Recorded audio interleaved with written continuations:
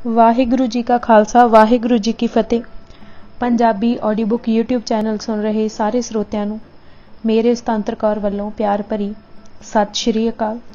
ਅੱਜ ਅਸੀਂ ਤੂਫਾਨਾਂ ਦਾ ਸ਼ਾਹ ਸਵਾਰ ਸ਼ਹੀਦ ਕਰਤਾਰ ਸਿੰਘ ਸਰਾਭਾ ਕਿਤਾਬ ਦਾ ਅਗਲਾ ਭਾਗ ਪੜ੍ਹਨ ਜਾ ਰਹੇ ਹਾਂ। ਪੰਨਾ ਨੰਬਰ 96। ਰਾਜਸੀ ਜਾਗ੍ਰਿਤੀ। ਅਮਰੀਕਾ ਕੈਨੇਡਾ ਅੰਦਰ ਨਸਲੀ ਵਿਤਕਰੇ ਵਿਰੁੱਧ ਲੜਾਈ ਲੜਦਿਆਂ ਸਿੱਖਾਂ ਨੂੰ ਗੁਲਾਮ ਅਤੇ ਆਜ਼ਾਦ ਕੌਮਾਂ ਦੇ ਜੀਵਨ ਵਿਚਕਾਰ ਜ਼ਮੀਨ ਅਸਮਾਨ ਦਾ ਫਰਕ ਨਜ਼ਰ ਆਇਆ। ਉਹਨਾਂ ਨੂੰ ਮਹਿਸੂਸ ਹੋ ਗਿਆ ਕਿ ਗੁਲਾਮ ਕੌਮ ਹੋਣ ਦੀ ਵਜ੍ਹਾ ਕਰਕੇ ਹੀ ਉਹਨਾਂ ਨੂੰ ਪਰਦੇਸਾਂ ਅੰਦਰ ਬੇਇੱਜ਼ਤੀ ਅਤੇ ਜਲਾਲਤ ਦਾ ਸਾਹਮਣਾ ਕਰਨਾ ਪੈ ਰਿਹਾ ਸੀ। ਬਾਬਾ ਸੋਹਣ ਸਿੰਘ ਭਕਨਾ ਦੇ ਕਥਨ ਮੁਤਾਬਿਕ ਉਹ ਸੋਚ ਵਿਚਾਰ ਕੇ ਆਖਿਰ ਇਸ ਸਿੱਟੇ ਉੱਪਰ ਪੁੱਜੇ ਕਿ ਸਾਰੀਆਂ ਬੇਪਤੀਆਂ ਅਤੇ ਖਰਾਬੀਆਂ ਦੀ ਜੜ ਜੇ ਕੋਈ ਹੈ ਤਾਂ ਉਹ ਅੰਗਰੇਜ਼ੀ ਗੁਲਾਮੀ ਹੀ ਹੈ, ਜੋ ਸਾਨੂੰ ਸਾਰੇ ਸੰਸਾਰ ਵਿੱਚ ਖੱਜਲ ਖੁਆਰ ਕਰ ਰਹੀ ਹੈ। ਇਸ ਚੁਭਨ ਚੋਂ ਉਹਨਾਂ ਦੇ ਹਿਰਦਿਆਂ ਅੰਦਰ ਅੰਗਰੇਜ਼ਾਂ ਦੀ ਗੁਲਾਮੀ ਤੋਂ ਨਿਜਾਤ ਪਾ ਕੇ ਦੁਨੀਆ ਦੀਆਂ ਆਜ਼ਾਦ ਕੌਮਾਂ ਵਿੱਚ ਸ਼ਾਮਿਲ ਹੋਣ ਦੀ ਰੀਝ ਅਤੇ ਤਾਂਘ ਪੈਦਾ ਹੋਈ ਸੀ। ਸਿੱਖ ਗਦਰੀ ਬਾਬਿਆਂ ਨੇ ਆਪਣੇ ਬਿਰਤਾਂਤ ਅੰਦਰ ਇਸ ਧਾਰਨਾ ਦਾ ਪੂਰਨ ਤੌਰ 'ਤੇ ਖੰਡਨ ਕੀਤਾ ਹੈ ਕਿ ਉਹ ਲਾਲਾ ਹਰਦਿਆਲ ਜਾਂ ਉਸ ਵਰਗੇ ਹੋਰਨਾਂ ਹਿੰਦੂ ਰਾਸ਼ਟਰਵਾਦੀਆਂ ਦੇ ਭੜਕਾਊ ਪ੍ਰਚਾਰ ਦੇ ਅਸਰ ਹੇਠ ਆ ਕੇ ਦੇਸ਼ ਭਗਤੀ ਦੇ ਮਾਰਗ ਉੱਤੇ ਚੱਲੇ ਸਨ। ਉਹਨਾਂ ਦੇ ਹਿਰਦਿਆਂ ਅੰਦਰ ਦੇਸ਼ ਭਗਤੀ ਦਾ ਜਜ਼ਬਾ ਕਿਸੇ ਹਿੰਦੂ ਰਾਸ਼ਟਰਵਾਦੀ ਦੀ ਸਿੱਖਿਆ ਜਾਂ ਪ੍ਰੇਰਨਾ ਨਾਲ ਨਹੀਂ, ਬਲਕਿ ਆਪਣੇ ਅਨੁਭਵ 'ਚੋਂ ਜ਼ੁਲਮ ਅਤੇ ਧੱਕੇਸ਼ਾਹੀ ਵਿਰੁੱਧ ਜੁਝਾਰੂ ਸਿੱਖ ਰਵਾਇਤਾਂ ਦੀ ਉਤਸ਼ਾਹਜਨਕ ਪ੍ਰੇਰਨਾ ਸਦਕਾ ਪੈਦਾ ਹੋਇਆ ਸੀ। ਭਾਈ ਪਰਮਾਨੰਦ ਨੇ ਲਿਖਿਆ ਹੈ ਕਿ ਉਹਨਾਂ ਸ਼੍ਰੀ ਕਰਤਾਰ ਸਿੰਘ ਸਰਾਭਾ ਨੂੰ ਪੁੱਛਿਆ ਕਿ ਉਸਨੇ ਦੇਸ਼ ਆ ਕੇ ਕੀ ਖੱਟਿਆ। ਅਮਰੀਕਾ ਵਿੱਚ ਉਹ ਆਰਾਮ ਅਤੇ ਖੁਸ਼ੀ ਦਾ ਜੀਵਨ ਬਤੀਤ ਕਰ ਰਿਹਾ ਸੀ, ਪਰ ਹੁਣ ਜੇਲ੍ਹ ਵਿੱਚ ਆ ਕੇ ਸੜ ਰਿਹਾ ਸੀ। ਸ਼੍ਰੀ ਕਰਤਾਰ ਸਿੰਘ ਸਰਾਭਾ ਨੇ ਇੱਕਦਮ ਜਵਾਬ ਦਿੱਤਾ ਕਿ ਅਮਰੀਕਾ ਵਿੱਚ ਵੀ ਉਸ ਲਈ ਜ਼ਿੰਦਗੀ ਬੋਝਲ ਸੀ ਅਤੇ ਜਦੋਂ ਅਮਰੀਕਨ ਕਵਚਨ ਬੋਲਿਆ ਕਰਦੇ ਸਨ ਤਾਂ ਉਸ ਦਾ ਦਿਲ ਸੜ ਜਾਂਦਾ ਸੀ। ਮੈਂ ਅਸਲ ਵਿੱਚ ਮਰ ਜਾਣਾ ਚਾਹੁੰਦਾ ਸਾਂ ਅਤੇ ਇੱਥੇ ਮਰਨ ਆਇਆ ਹਾਂ। ਇਸ ਤੋਂ ਸਰਾਭੇ ਅੰਦਰ ਸਵੈ ਮਾਣ ਅਤੇ ਸਵੈ ਸਨਮਾਨ ਦੇ ਪ੍ਰਚੰਡ ਭਾਵਾਂ ਦਾ ਪਤਾ ਚੱਲਦਾ ਹੈ। ਗੋਰਿਆਂ ਦੇ ਕਵਚਨ ਉਸ ਦੇ ਸਵੈ ਸਨਮਾਨ ਨੂੰ ਜ਼ਖਮੀ ਕਰ ਦਿੰਦੇ ਸਨ, ਜਿਹੜਾ ਉਸ ਤੋਂ ਬਰਦਾਸ਼ਤ ਨਹੀਂ ਹੁੰਦਾ ਸੀ। ਭਾਈ ਪਰਮਾਨੰਦ ਨੇ ਜਿਹੜੀ ਉਸ ਦੀ ਮਰਨ ਦੀ ਇੱਛਾ ਦੀ ਗੱਲ ਕੀਤੀ ਹੈ, ਉਹ ਕੋਈ ਆਤਮ ਹੱਤਿਆ ਵਰਗੀ ਗੱਲ ਨਹੀਂ ਸੀ। ਭਾਈ ਸਰਾਭਾ ਨੇ ਸ਼ਾਇਦ ਗੁਲਾਮੀ ਦੀ ਜਲਾਲਤ ਦੀ ਅਸਹਿ ਪੀੜ ਨੂੰ ਦਰਸਾਉਣ ਲਈ ਇਹ ਤਿੱਖੀ ਸ਼ਬਦਾਵਲੀ ਵਰਤ ਲਈ ਸੀ। ਬਾਬਾ ਵਿਸਾਖਾ ਸਿੰਘ, ਭਾਈ ਜਵਾਲਾ ਸਿੰਘ ਅਤੇ ਭਾਈ ਸੰਤੋਖ ਸਿੰਘ ਹੋਰਾਂ ਦੇ ਮਨਾਂ ਅੰਦਰ ਦੇਸ਼ ਨੂੰ ਆਜ਼ਾਦ ਕਰਵਾਉਣ ਅਤੇ ਇਸ ਮੰਤਵ ਵਾਸਤੇ ਜਥੇਬੰਦ ਹੋਣ ਦਾ ਵਿਚਾਰ ਕਿਵੇਂ ਪੈਦਾ ਹੋਇਆ। ਬਾਬਾ ਜਵਾਲਾ ਸਿੰਘ ਨੇ ਇਸ ਦਾ ਵਰਣਨ ਇੰਜ ਕੀਤਾ ਹੈ। ਅਸੀਂ ਆਪਸ ਵਿੱਚ ਪਰਸਪਰ ਆਪਣੇ ਦੇਸ਼ ਦੀ ਬੁਰੀ ਹਾਲਤ ਉੱਤੇ ਵਿਚਾਰ ਕਰਿਆ ਕਰਦੇ ਸਾਂ ਅਤੇ ਇਸ ਦੀ ਗੁਲਾਮੀ ਅਤੇ ਮੰਦੀ ਹਾਲਤ ਨੂੰ ਦੂਰ ਕਰਨ ਵਾਸਤੇ ਸੋਚਿਆ ਕਰਦੇ ਸਾਂ ਕਿ ਮੰਦੀ ਹਾਲ ਅਤੇ ਗੁਲਾਮੀ ਕਿਸ ਤਰ੍ਹਾਂ ਦੂਰ ਹੋ ਸਕਦੀ ਹੈ। ਬਹੁਤ ਸੋਚ ਵਿਚਾਰ ਕੇ ਬਾਅਦ ਵਿੱਚ ਅਸੀਂ ਇਸ ਨਤੀਜੇ 'ਤੇ ਪਹੁੰਚੇ ਕਿ ਜਦ ਤੱਕ ਦੇਸ਼ ਸੇਵਕ ਆਪਣਾ ਸਰਬੰਸ ਗਰੀਬਾਂ ਅਤੇ ਦੇਸ਼ ਦੀ ਗੁਲਾਮੀ ਕੱਟਣ ਵਾਸਤੇ ਵਾਰਨ ਨੂੰ ਤਿਆਰ ਨਹੀਂ ਹੁੰਦੇ, ਕਦੇ ਭਾਰਤ ਦਾ ਉਧਾਰ ਹੋ ਹੀ ਨਹੀਂ ਸਕਦਾ ਅਤੇ ਉਹ ਨਿਸ਼ਕਾਮ ਸੇਵਕ ਆਪਣੇ ਦੇਸ਼ ਵਾਸਤੇ ਕੰਮ ਕਰਨ ਅਤੇ ਆਪਣੀਆਂ ਜਾਨਾਂ ਆਪਣੇ ਦੇਸ਼ ਵਾਸਤੇ ਦੇ ਦੇਣ, ਆਪਣਾ ਹਰ ਇੱਕ ਕੰਮ ਦੇਸ਼ ਵਾਸਤੇ ਕਰਨ ਅਤੇ ਉਹਨਾਂ ਸੇਵਕਾਂ ਦਾ ਖਾਣ ਪੀਣ, ਉੱਠਣਾ ਬਹਿਣਾ, ਸੌਣਾ ਜਾਗਣਾ, ਮਰਨਾ ਤੇ ਜਿਉਣਾ ਸਭ ਦੇਸ਼ ਵਾਸਤੇ ਹੀ ਹੋਵੇ। ਇਸੇ ਸਿਧਾਂਤ ਉੱਤੇ ਅਸੀਂ ਰਾਤ ਨੂੰ ਕੰਮ ਕਰਕੇ ਆਪਣੀ ਸਭਾ ਵਿੱਚ ਵਿਚਾਰ ਕਰਿਆ ਕਰਦੇ ਸਾਂ। ਪਾਠਕ ਜੀ, ਸਾਡੀ ਸਭਾ ਸਾਡੇ ਘਰ ਦੇ ਹੀ ਆਦਮੀ ਹੁੰਦੇ ਸਨ। ਜਦ ਹਮੇਸ਼ਾ ਹੀ ਕਿਸੇ ਇੱਕ ਗੱਲ 'ਤੇ ਵਿਚਾਰ ਹੁੰਦੀ ਰਹੇ ਤਦ ਆਦਮੀ 'ਤੇ ਬੜਾ ਪ੍ਰਭਾਵ ਪੈਂਦਾ ਹੈ। ਆਖਿਰ ਮੈਨੂੰ ਕੁਝ ਆਦਮੀਆਂ ਨੇ ਆਖਿਆ ਕਿ ਇੱਕ ਸਭਾ ਬਣਾਉਣੀ ਚਾਹੀਦੀ ਹੈ ਅਤੇ ਉਸ ਦਾ ਉਹੀ ਆਦਮੀ ਮੈਂਬਰ ਬਣ ਸਕਦਾ ਹੋਵੇ ਜੋ ਆਪਣਾ ਜੀਵਨ ਦੇਸ਼ ਵਾਸਤੇ ਅਰਪਣ ਕਰ ਦੇਵੇ। ਅਸਾਂ ਇੱਕ ਦਿਨ ਸਭ ਆਦਮੀਆਂ ਇੱਕ ਦੂਜੇ ਨੂੰ ਪੁੱਛਣਾ ਆਰੰਭ ਕਰ ਦਿੱਤਾ ਕਿ ਦੱਸ ਭਾਈ, ਆਪ ਆਪਣੇ ਦੇਸ਼ ਵਾਸਤੇ ਆਪਣੀ ਪਿਆਰੀ ਤੋਂ ਪਿਆਰੀ ਚੀਜ਼ ਕੀ ਵਾਰ ਸਕਦੇ ਹੋ ਅਤੇ ਆਪਣਾ ਸਮਾਂ ਦੇਸ਼ ਵਾਸਤੇ ਕਿਤਨਾ ਕੁ ਦੇਖ ਸਕਦੇ ਹੋ। ਕਿਸੇ ਨੇ ਆਪਣੀ ਕਮਾਈ ਦਾ ਚੌਥਾ ਹਿੱਸਾ ਕਿਸੇ ਨੇ ਆਪਣਾ ਜੀਵਨ ਹੀ ਦੇਣ ਨੂੰ ਆਖਿਆ। ਪਰ ਅਸੀਂ ਪਹਿਲਾਂ ਹੀ ਫੈਸਲਾ ਕਰ ਚੁੱਕੇ ਸਾਂ ਕਿ ਇਸ ਸਭਾ ਦਾ ਉਹੀ ਮੈਂਬਰ ਬਣੇ ਜਿਸ ਨੇ ਆਪਣਾ ਜੀਵਨ ਦੇਸ਼ ਵਾਸਤੇ ਦੇਣਾ ਹੈ। ਬਾਬਾ ਜਵਾਲਾ ਸਿੰਘ ਅਤੇ ਉਹਨਾਂ ਦੇ ਸਾਥੀਆਂ ਨੇ ਆਪਣਾ ਜੀਵਨ ਦੇਸ਼ ਨੂੰ ਅਰਪਣ ਕਰਨ ਦਾ ਫੈਸਲਾ ਕਿਵੇਂ ਕੀਤਾ, ਇਸ ਦਾ ਵਿਸਥਾਰ ਵਿੱਚ ਵਰਣਨ ਬਾਬਾ ਵਿਸਾਖਾ ਸਿੰਘ ਜੀ ਨੇ ਆਪਣੀ ਕਾਵਿ ਰੂਪ ਵਿੱਚ ਲਿਖੀ ਆਤਮ ਕਥਾ ਵਿੱਚ ਕੀਤਾ ਹੈ। ਉਹਨਾਂ ਨੇ ਦੱਸਿਆ ਕਿ ਹਰ ਰੋਜ਼ ਸ਼ਾਮ ਨੂੰ ਕੰਮਕਾਰ ਨਿਪਟਾਉਣ ਤੋਂ ਬਾਅਦ ਉਹ ਸਾਰੇ ਸ਼੍ਰੀ ਗੁਰੂ ਗ੍ਰੰਥ ਸਾਹਿਬ ਦੀ ਪਾਵਨ ਹਜ਼ੂਰੀ ਵਿੱਚ ਮਿਲ ਬੈਠ ਕੇ ਰਹਿਰਾਸ ਦਾ ਪਾਠ ਕਰਿਆ ਕਰਦੇ ਸਨ।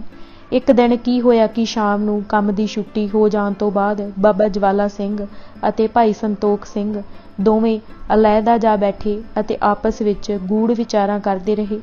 ਬਾਕੀ ਸਿੰਘ ਰਹਿਰਾਸ ਦਾ ਪਾਠ ਸਮਾਪਤ ਕਰਕੇ ਉਹਨਾਂ ਦੀ ਉਡੀਕ ਕਰਨ ਲੱਗੇ। ਰਾਤ ਦਾ ਹਨੇਰਾ ਹੋ ਗਿਆ ਤਾਂ ਦੋਵੇਂ ਭਾਈ ਸਾਹਿਬ ਸੰਗਤ ਦੇ ਉਤਾਰੇ ਹੋਏ ਜੋੜਿਆਂ ਵਿੱਚ ਹੱਥ ਬੰਨ੍ਹੀ ਖਲੋਤੇ ਨਜ਼ਰ ਆਏ। ਉਹਨਾਂ ਨੇ ਬਾਬਾ ਵਿਸਾਖਾ ਸਿੰਘ ਨੂੰ ਬੇਨਤੀ ਕੀਤੀ ਕਿ ਉਹ ਡੂੰਘੀ ਸੋਚ ਵਿਚਾਰ ਤੋਂ ਬਾਅਦ ਇਸ ਫੈਸਲੇ ਤੇ ਪਹੁੰਚੇ ਹਨ ਕਿ ਆਪਣਾ ਜੀਵਨ ਦੇਸ਼ ਸੇਵਾ ਵਿੱਚ ਅਰਪਣ ਕੀਤਾ ਜਾਵੇ ਅਤੇ ਇਸ ਨੇਕ ਕਾਰਜ ਲਈ ਉਹ ਗੁਰੂ ਦੀ ਆਗਿਆ ਲੈਣੀ ਚਾਹੁੰਦੇ ਸਨ। ਬਾਬਾ ਵਿਸਾਖਾ ਸਿੰਘ ਜੀ ਨੇ ਉਹਨਾਂ ਦੀ ਇੱਛਾ ਉੱਤੇ ਫੁੱਲ ਚੜਾਉਂਦਿਆਂ ਸ਼੍ਰੀ ਗੁਰੂ ਗ੍ਰੰਥ ਸਾਹਿਬ 'ਚੋਂ ਹੁਕਮਨਾਮਾ ਲਿਆ। ਬਾਬਾ ਜੀ ਦੇ ਸ਼ਬਦਾਂ ਵਿੱਚ ਜਦ ਵਾਕ ਲਿਆ ਤਾਂ ਗੁਰੂ ਗ੍ਰੰਥ ਸਾਹਿਬ ਨੇ ਵਾਕ ਦੁਆਰਾ ਆਨੰਦ ਕੀਤਾ ਹੈ। ਵੀਰ ਜੀ ਆਪ ਤਿਆਰ ਹੋ ਜਾਓ। ਤਦ ਦੋਵੇਂ ਵੀਰ ਤਿਆਰ ਹੋ ਗਏ। ਅਰਦਾਸਾ ਸੋਧ ਦੀਆਂ ਰਾਤ ਉਮੀਦ ਨਹੀਂ ਵੀਰ ਸੋਏ ਹੋਣ। ਦਿਨ ਚੜ੍ਹਿਆ ਸਾਨੂੰ ਕਹਿਣ ਤੁਸੀਂ ਵੀ ਨਾਲ ਮਿਲ ਜਾਓ। ਤਦ ਮੈਂ ਕਿਹਾ ਗੁਰੂ ਸਾਹਿਬ ਨੂੰ ਪੁੱਛ ਲਈਏ। ਵਾਕ ਦੁਆਰਾ ਜੋ ਹੁਕਮ ਹੋਵੇਗਾ ਤਾਂ ਦਾਸ ਹਾਜ਼ਰ ਹੋ ਜਾਵੇਗਾ। ਜੀ ਵਾਕ ਲਿਆ ਤਾਂ ਇਹ ਵਾਕ ਆਇਆ। ਧਨਾਸਰੀ ਮਹੱਲਾ ਪੰਜਵਾਂ। ਚਤਰ ਦਿਸਾ ਕੀਨੋ ਬਲ ਆਪਣਾ ਸਿਰ ਉੱਪਰ ਕਰ ਧਾਰਿਓ। ਕਿਰਪਾ ਕਟਾਖ ਅਵਲੋਕਨ ਕੀਨੋ ਦਾਸ ਕਾ ਦੁਖ ਬਿਦਾਰਿਓ। ਹਰ ਜਨ ਰਾਖੇ ਗੁਰ ਗੋਵਿੰਦ ਕੰਠ ਲਾਏ ਅਵਗੁਣ ਸਭ ਮੇਟੇ। ਦਿਆਲ ਪੁਰਖ ਬਖਸ਼ੰਦ ਰਹਾਓ। ਜੋ ਮੰਗੇ ਠਾਕੁਰ ਆਪਣੇ ਤੇ ਸੋਈ ਸੋਈ ਦੇਵੈ। ਨਾਨਕ ਦਾਸ ਮੁਖ ਤੇ ਜੋ ਬੋਲੇ ਇਹਾਂ ਉਹਾਂ ਸੱਚ ਹੋਵੈ। ਜਦ ਬਾਬਾ ਵਿਸਾਖਾ ਸਿੰਘ ਨੇ ਵੀ ਆਪਣੇ ਦੋਵਾਂ ਵੀਰਾਂ ਨਾਲ ਰਲ ਕੇ ਦੇਸ਼ ਸੇਵਾ ਲਈ ਜੀਵਨ ਅਰਪਣ ਕਰ ਦੇਣ ਦਾ ਨਿਸ਼ਚਾ ਕਰ ਲਿਆ ਤਾਂ ਉਸ ਦੇ ਝੱਟ ਬਾਅਦ ਉਹਨਾਂ ਦੇ ਦੋ ਹੋਰ ਸਾਥੀ ਭਾਈ ਹਜ਼ਾਰਾ ਸਿੰਘ ਦਦੇਹਰ ਅਤੇ ਭਾਈ ਨੌਧ ਸਿੰਘ ਜ਼ਿਲ੍ਹਾ ਲਾਹੌਰ ਪਿੰਡ ਪਠਾਨਕੇ ਵੀ ਨਾਲ ਰਲਣ ਲਈ ਤਿਆਰ ਹੋ ਗਏ। ਅਰਦਾਸਾ ਸੋਧ ਕੇ ਜਕਾਰੇ ਬੁਲਾਏ ਗਏ। ਇਸ ਤਰ੍ਹਾਂ 5 ਸਿੰਘਾਂ ਦਾ ਜਥਾ ਤਿਆਰ ਹੋ ਗਿਆ। ਬਾਬਾ ਜਵਾਲਾ ਸਿੰਘ ਪ੍ਰਧਾਨ, ਬਾਬਾ ਵਿਸਾਖਾ ਸਿੰਘ ਨੂੰ ਮੀਤ ਪ੍ਰਧਾਨ, ਬਾਬਾ ਸੰਤੋਖ ਸਿੰਘ ਨੂੰ ਸਕੱਤਰ ਅਤੇ ਭਾਈ ਹਜ਼ਾਰਾ ਸਿੰਘ ਨੂੰ ਗ੍ਰੰਥੀ ਅਤੇ ਭਾਈ ਨੌਧ ਸਿੰਘ ਨੂੰ ਖਜ਼ਾਨਚੀ ਥਾਪਿਆ ਗਿਆ। ਹੁਣ 5 ਸਿੰਘਾਂ ਨੇ ਆਪਸੀ ਵਿਚਾਰਾਂ ਕਰਨੀਆਂ ਅਤੇ ਰਲ ਕੇ ਕੰਮ ਕਰਨਾ ਸ਼ੁਰੂ ਕਰ ਦਿੱਤਾ। ਉਹਨਾਂ ਦੇ ਡੇਰੇ ਤੇ ਰੌਣਕਾਂ ਲੱਗਣੀਆਂ ਸ਼ੁਰੂ ਹੋ ਗਈਆਂ। ਹਰ ਸਾਲ ਦਸ਼ਮੇਸ਼ ਪਿਤਾ ਦਾ ਪ੍ਰਕਾਸ਼ ਪੁਰਬ ਪੂਰੀ ਧੂਮ-ਧਾਮ ਨਾਲ ਮਨਾਇਆ ਜਾਣ ਲੱਗਾ। 3 ਦਿਨ ਜਿੱਥੇ ਕਥਾ ਕੀਰਤਨ ਦਾ ਪ੍ਰਵਾਹ ਚੱਲਦਾ, ਉੱਥੇ ਨਾਲ ਹੀ ਦਿਨ ਵੇਲੇ ਭਾਰੀ ਦੀਵਾਨ ਸੱਜਦੇ ਅਤੇ ਪ੍ਰਬੁੱਧ ਬੁਲਾਰਿਆਂ ਵੱਲੋਂ ਦੇਸ਼ ਦੀ ਹਾਲਤ ਬਾਰੇ ਅਤੇ ਵਿਦੇਸ਼ੀ ਗੁਲਾਮੀ ਦਾ ਫਸਤਾ ਵੱਢਣ ਬਾਰੇ ਗਿਆਨਮਈ ਅਤੇ ਜ਼ੋਰ ਉਪਜਾਊ ਤਕਰੀਰਾਂ ਕੀਤੀਆਂ ਜਾਂਦੀਆਂ। ਬਾਬਾ ਵਿਸਾਖਾ ਸਿੰਘ ਦੀ ਆਤਮ ਕਥਾ ਵਿੱਚੋਂ ਉਹਨਾਂ ਦੇ ਕੰਮ ਕਰਨ ਦੇ ਢੰਗ ਅਤੇ ਪ੍ਰਚਾਰ ਸ਼ੈਲੀ ਦਾ ਨਮੂਨਾ ਮਿਲਦਾ ਹੈ। ਸੰਨ 1911 ਵਿੱਚ 27 ਦਸੰਬਰ ਵਾਲੇ ਦਿਨ ਹੋਲਟ ਫਾਰਮ ਵਿਖੇ ਮਨਾਏ ਗਏ ਗੁਰਪੁਰਬ ਦਾ ਬਿਆਨ ਬਾਬਾ ਜੀ ਨੇ ਇੰਜ ਕੀਤਾ ਹੈ। ਸੰਨ 1911 ਦੇ ਚੜ੍ਹਦਿਆਂ ਹੀ ਸੇਵਾ ਕੀਤੀ ਜੋ ਦਿਆਂ ਬਤਾ ਵੀਰੋ।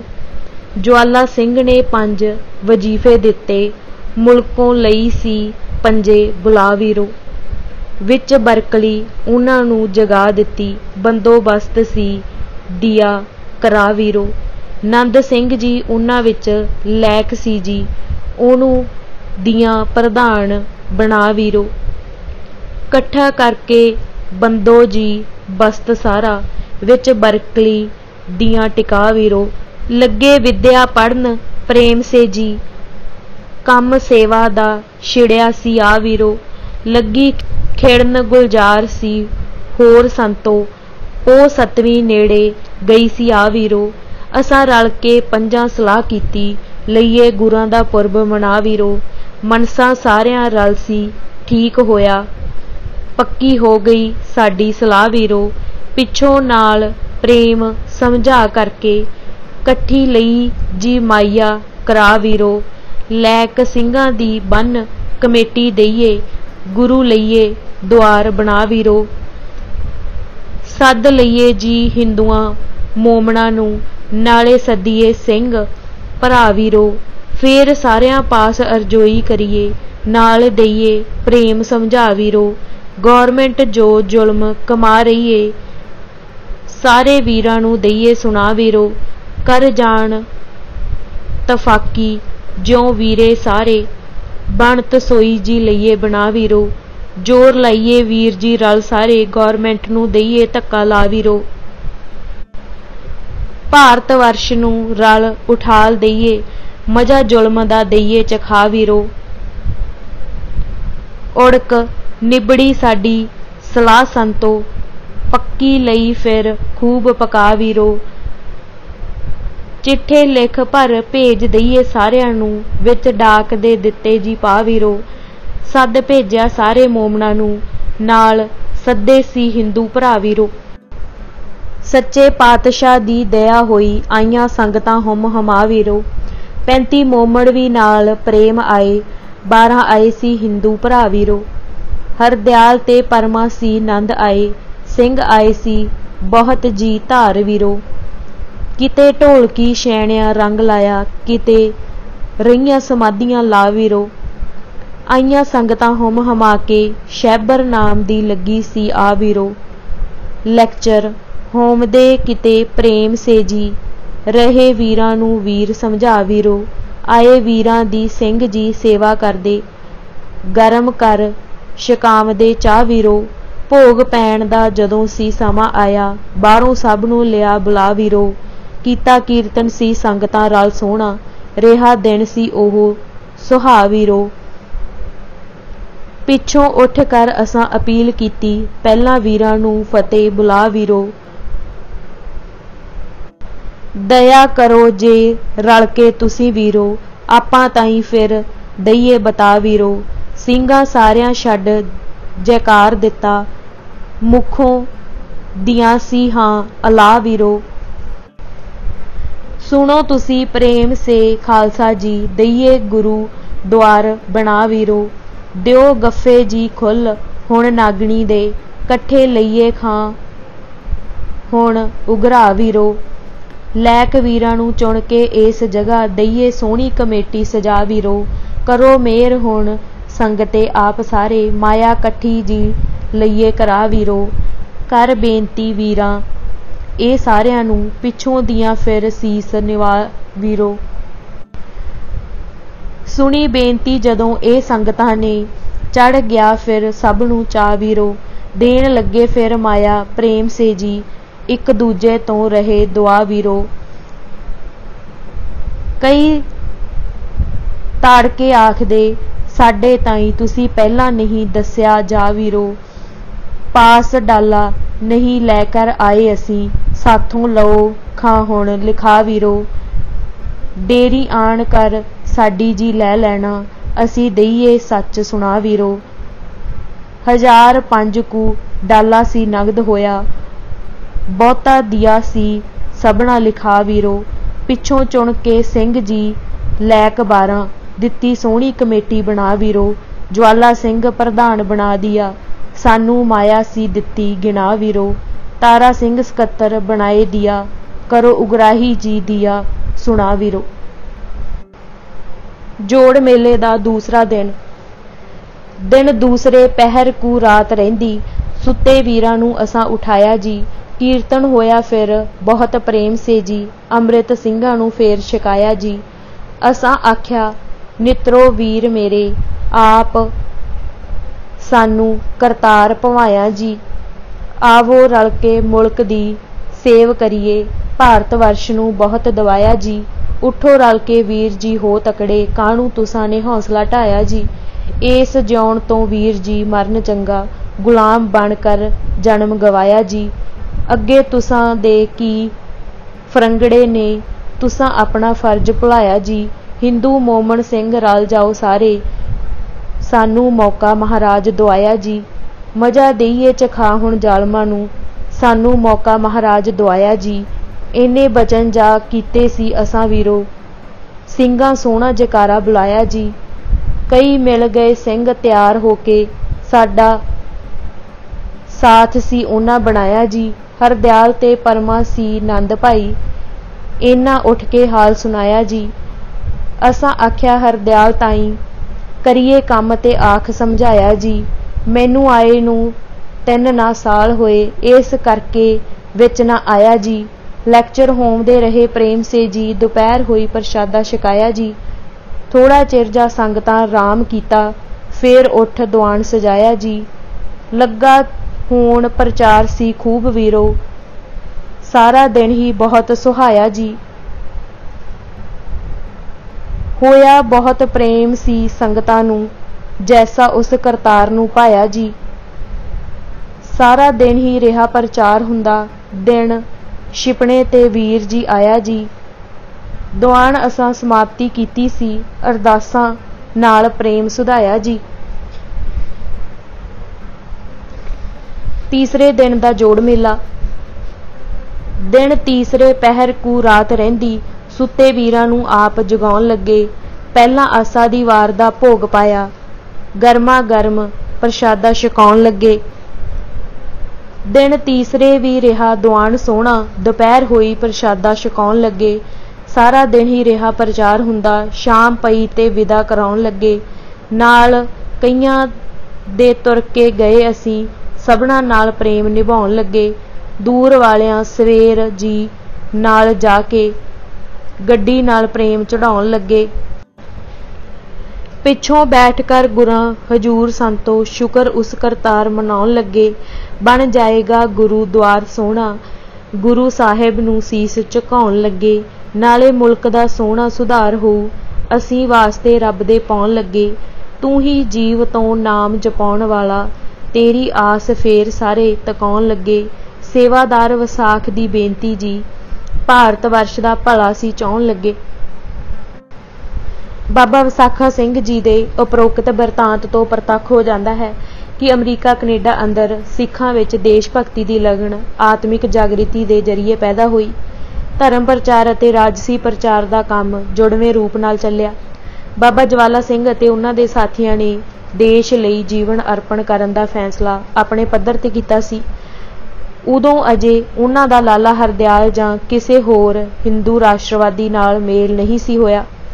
जदों लाला हरदयाल दसंबर 1911 विच भाइयां दे सद्दे ते होल्ट फार्म विखे गुरपुरब दे समागम विच शामिल होया सी, तां बाबा विसाखा सिंह हुरां ने उस नूं देश सेवा दे कर्म विच सरगर्म होण लई किहा सी, जिस दे जवाब विच लाला हरदयाल ने किहा सी कि अजे उस दे अमरीका अंदर 3 साल पूरे नहीं होए सन, जिस करके जेकर उसने राजसी सरगर्मियां विच सीधा हिस्सा लिया तां उस नूं गिरफ्तार करके भारत भेजे जाण दा खतरा सी।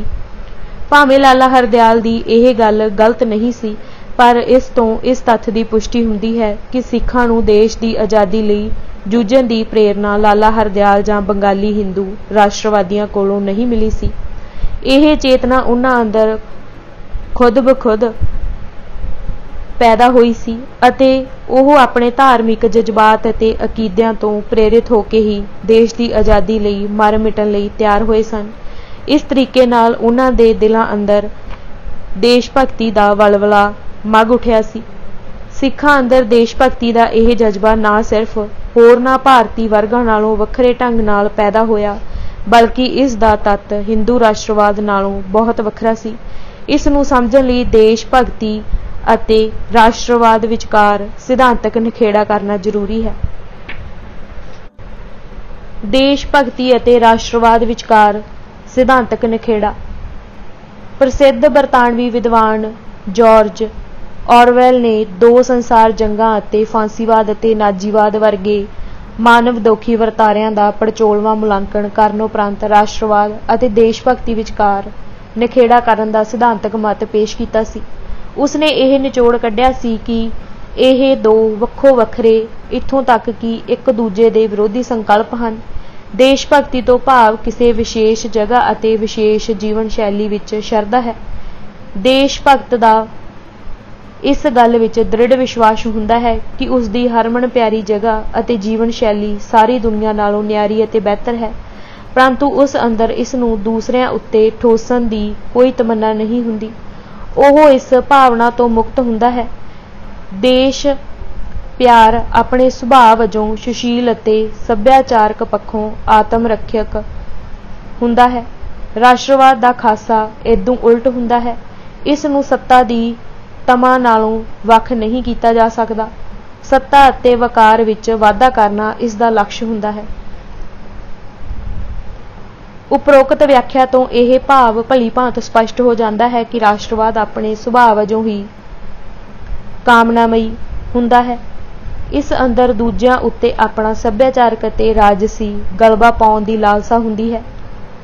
ਇਸ ਕਰਕੇ ਰਾਸ਼ਟਰਵਾਦੀ ਵਰਗ ਅੰਦਰ ਜਿੱਥੇ ਆਪਣੀ ਆਜ਼ਾਦੀ ਲਈ ਲੜਨ ਦਾ ਪ੍ਰਬਲ ਜਜ਼ਬਾ ਹੁੰਦਾ ਹੈ, ਉੱਥੇ ਨਾਲ ਹੀ ਦੂਸਰਿਆਂ ਦੀ ਆਜ਼ਾਦੀ ਅਤੇ ਖੁਦਮੁਖਤਿਆਰੀ ਨੂੰ ਲਤਾੜਨ ਅਤੇ ਨਕਾਰਨ ਦੀ ਨਿਖੇਧਾਤਮਕ ਰੁਚੀ ਕਿਰਿਆਸ਼ੀਲ ਹੁੰਦੀ ਹੈ।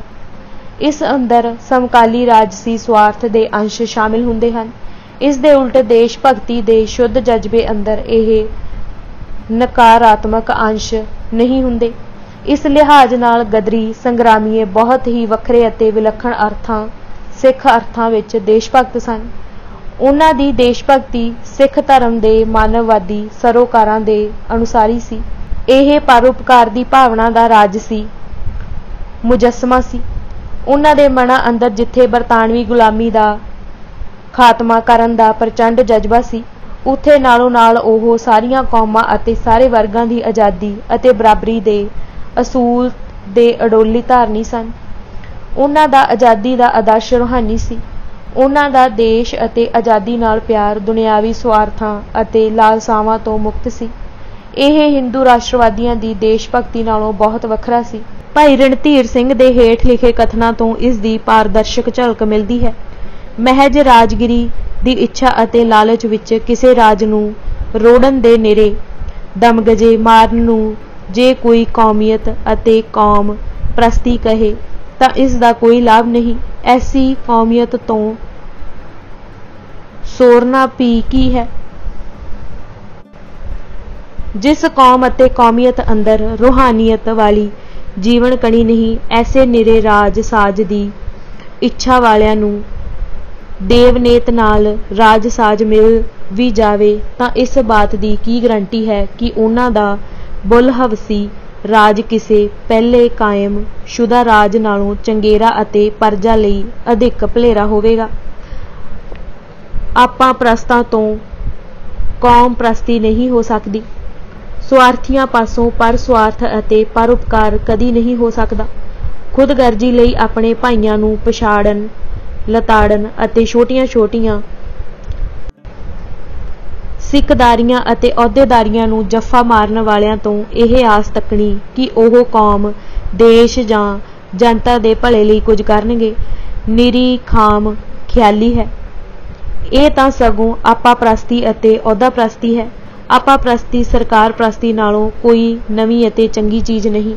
ਅਜਿਹੀਆਂ ਸਵਾਰਥੀ ਚਾਲਾਂ ਨਾਲ ਪ੍ਰਾਪਤ ਕੀਤੇ ਸਵਰਾਜ ਅਤੇ ਕੌਮੀ ਰਾਜ ਤੋਂ ਕੋਈ ਲਾਭ ਨਹੀਂ ਹੋ ਸਕਦਾ ਅਤੇ ਨਾ ਇਨਸਾਨੀਅਤ, ਇਖਲਾਕ, ਅਣਖ, ਪਰਉਪਕਾਰ ਆਦਿ ਗੁਣਾਂ ਤੋਂ ਸਖਣੇ ਪੁਰਸ਼ਾਂ ਦੇ ਇਕੱਠ ਦਾ ਨਾਂ ਕੌਮ ਜਾਂ ਕੌਮੀਅਤ ਹੋ ਸਕਦਾ ਹੈ।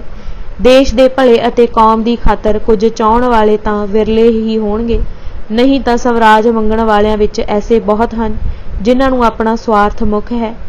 ਰਾਜ ਲਾਲਸਾ ਦੀ ਇਹ ਅਪਣੱਤ ਜੇ ਤਾਂ ਰਾਜ ਸਾਜ ਕਮਾਉਣ ਦੀ ਸਾਂਝੀਵਾਲਤਾ ਵਿੱਚ ਰਹੇ ਤਦ ਤਾਂ ਕੁਝ ਗੁਣਕਾਰੀ ਹੋ ਸਕਦੀ ਹੈ, ਨਹੀਂ ਤਾਂ ਆਪਾਂ ਧਾਪੀ ਵਿੱਚ ਖਿੱਚ ਕੇ ਲੈ ਜਾਂਦੀ ਹੈ। ਪਰ ਸਾਂਝੀਵਾਲਤਾ ਵਾਲੀ ਕੌਮੀਅਤ ਰੂਹਾਨੀਅਤ ਤੋਂ ਬਿਨਾਂ ਪੈਦਾ ਹੋਣ ਅਤੇ ਕਾਇਮ ਰਹਿਣੀ ਅਸੰਭਵ ਹੈ। ਕਿੱਥੇ ਆਪਣਾ ਬਿਗਾਰ ਬਿਰਾਨਾ ਸਾਂਢੇ ਵਾਲੀ ਉੱਚੀ ਆਦਰਸ਼ੀ ਰੂਹਾਨੀਅਤ ਅਤੇ ਕਿੱਥੇ ਪਰਾਇਆ ਬਿਗਾੜ ਆਪਣਾ हक मांडे वाली आपा तापी। सबको आसे तेरी बैठा, घट घट अंतर तू ही उठा। सबे सांझी वाल सदाइन, तू किसे न दिसे बारा जियो। गुरवाक दे भाव नाम दी प्रेम तार लड़ी विच एक साथ परोते सांझीवालां दी सांझीवालता ही बन सकती है, जिन्हां नूं आपो अपनी पई होवे। जो अपने अपने स्वार्थ दे बंदे होण, उन्हां दी सांझीवालता किवें बन सकती है? रूहानीयत तो खाली स्वार्थियां दी सांझीवालता, नास्तिकां अते मादा प्रस्तां दा इकट्ठ, इतफाक अते अमल, कुछ दिनां दा चमत्कार अते एवें लिफाफा ही हुंदा है। असल विच यह अंतरगति खै खै मरन वाली खिच्चोताण ही है। मादा प्रस्त मुल्कगीर कौमां दा पाज उड़क उखाड़ना ही है। मलेशता दी स्पिरिट ने खै होना ही है। ह्योमे खुदगर्जियां नाल लथपथ होए जीवां दे इकट्ठ नाल कौमीयत नहीं बनदी। गुरु नानक साहिब जी ने देश देशांतरां विच रटन करके फेर 9 जामे धार अधिकारी योग रूहां अंदर सच्ची अते सदा कायम रहन वाली रूहानीयत भरी। फिर 10वें जामे अंदर खुद प्रस्ती अते मादा प्रस्त तो साफ पाक खालसा धर्म अते परोपकारी पुरुषां दी सारी सृष्टि दा भला चाहण, भला देखण अते भला करन वाली खालसा कौम साजी अते इस तरह रूहानीयत वाली खालसा कौमीयत दी नींह रखी। पर निरा राज भाग भगताउणा हित नहीं, सगों जी दान दे भगती लाउण हित, अकाल पुरख नाल मेल मिलाउण हित, आत्मिक औज दी रूहानीयत दृढ़ाए के खालस जना दे रोम रोम अंदर यह रूहानीयत रुमका के परोपकारी जन बना के सच्ची श्रेष्ठ अते खालस तत् कौमीयत दी साजना साजी। निरी स्वराज दी इच्छा लई नहीं, सगों धर्म दा राज वथारण लई, जुल्म अते दुष्ट दी जड़ उखाड़न लई, राज कामना तो रहत निरोल धर्म उपकार दा औज, परमार्थी अते आत्म सुतंतरी हलेमी राज विथारण लई इस रूहानीयत संजीवनी कौमीयत दी अबचल नींह धरी। अज उस उच्चे आदर्श तो खुथे खुश्क समाज सुधारकां दे मगर लग के लोकां विच फौकी कूर पुकार कौमीयत दी हो रही है। इसे पुकार दे सिलसिले विच धर्म अते रूहानीयत नूं कौमीयत दा दुश्मन समझिया जा रहा है। इहो देश अते देशवासियां दी अधोगति दा कारण बन रहा है। भाई साहिब दे उपरोक्त विचार किन्ने अखर अखर सच साबित होए हन। भाग 6वां जथेबंदी अते रणनीति सराबे नूं मंजिल दिस पई। उत्तरी अमरीका अंदर भारती अवासियां दी जथेबंदी दा मुੱਢ कनेडा दे सिखां ने बन्निया सी। इस विच वैनकूवर दे गुरुद्वारे दा निर्णायक रोल सी। इस दी पुष्टि बाबा सोहण सिंह भकना दे इन्हां कथनां तो हुंदी है। कनेडा अंदर क्योंकि सिखां ने गुरुद्वारा बनाउण विच पहल कीती सी, इहो कारण सी कि कनेडा विच अमरीकन सिखां नालों पहलां जागृत आ गई सी अते जथेबंदी हो गई सी। ਅਤੇ ਸਾਨੂੰ ਅਮਰੀਕਾ ਵਸਦੇ ਹਿੰਦੀਆਂ ਨੂੰ ਕੈਨੇਡਾ ਵਾਸੀ ਭਰਾਵਾਂ ਨੇ ਸਿਖਾਇਆ ਕਿ ਸਾਂਝੇ ਹੱਕਾਂ ਦੀ ਰਾਖੀ ਲਈ ਜਥੇਬੰਦ ਘੋਲ ਦੀ ਜ਼ਰੂਰਤ ਹੈ। ਇਸ ਨਿਰਣੇ ਦੀ ਪੁਸ਼ਟੀ ਸਰਦਾਰ ਜਗਜੀਤ ਸਿੰਘ ਨੇ ਵੀ ਕੀਤੀ ਹੈ। ਉਹਨਾਂ ਨੇ ਗਦਰ ਪਾਰਟੀ ਅਤੇ ਲਹਿਰ ਦਾ ਭਰਵਾਂ ਵਿਸ਼ਲੇਸ਼ਣ ਕਰਦਿਆਂ ਇਹ ਨਿਸ਼ਚਿਤ ਰਾਏ ਪ੍ਰਗਟਾਈ ਹੈ ਕਿ ਕੈਨੇਡਾ ਦੇ ਹਿੰਦੀ ਕਾਮਿਆਂ ਵਿੱਚ ਅਮਰੀਕਾ ਦੇ ਹਿੰਦੀ ਕਾਮਿਆਂ ਨਾਲੋਂ ਪਹਿਲੋਂ ਰਾਜਸੀ ਜਾਗ੍ਰਿਤੀ ਆਈ। ਗਦਰ ਪਾਰਟੀ ਬਣਨ ਤੋਂ ਪਹਿਲੋਂ ਕੈਨੇਡਾ ਦੇ ਹਿੰਦੀ ਕਾਮੇ ਵਧੇਰੇ ਜਥੇਬੰਦ ਸਨ ਅਤੇ ਉਹਨਾਂ ਦੀ ਜੱਦੋ ਜਹਿਦ ਪਹਿਲੋਂ ਸ਼ੁਰੂ ਹੋਈ, ਜਿਸ ਦੀ ਅਗਵਾਈ ਉਹਨਾਂ ਵਿੱਚੋਂ ਪੈਦਾ ਹੋਏ ਆਪਣੇ ਹੀ ਗਰੁੱਪ ਦੇ ਹੱਥ ਸੀ। ਬਾਬਾ ਭਕਨਾ ਨੇ ਪ੍ਰਦੇਸ਼ਾਂ ਅੰਦਰ ਰਹਿੰਦੇ ਭਾਰਤੀ ਵਾਸੀਆਂ ਨੂੰ ਰਾਜਸੀ ਤੌਰ ਤੇ ਜਾਗਰੂਕ ਅਤੇ ਜਥੇਬੰਦ ਕਰਨ ਵਿੱਚ ਗੁਰਦੁਆਰਿਆਂ ਦੀ ਕੇਂਦਰੀ ਭੂਮਿਕਾ ਦਾ ਜ਼ਿਕਰ ਵਾਰ-ਵਾਰ ਕੀਤਾ ਹੈ। ਆਪਣੀ ਉਮਰ ਦੇ ਆਖਰੀ ਗੇੜ ਵਿੱਚ प्रोफैसर प्रेम सिंह बजाज नाल लंबी चौड़ी गलबात दौरान उन्हां ने सिख धर्म की इस विशेषता उत्ते माण करदिआं कहा सी, विदेशां विच हिंदियां दे सुख आराम तो इलावा गुरुद्वारे राजसी सरगर्मियां अते देश आज़ादी दीआं लहरां दे भी जबरदस्त केंद्र रहे सन। होर किसी भी धर्म ने अजिहा नहीं कीता। इत्थे बाबा जी स्पष्ट रूप विच सिख विलखणता उत्ते जोर दे रहे हन। वैनकूवर दा गुरुद्वारा सिख धर्म दे प्रचार दे नालों नाल देश की आज़ादी लई राजसी सरगर्मियां दा भी केंद्र बन गया सी। अंग्रेज सरकार वल्लों लाहौर साजिश केस लई नामजद कीते गए विशेष ट्रिब्यूनल दी यह निश्चित राय सी कि वैनकूवर बगावती सरगर्मियां दा सब तो पहला केंद्र बनिया। सरबत दे भले दा सिख आदर्श।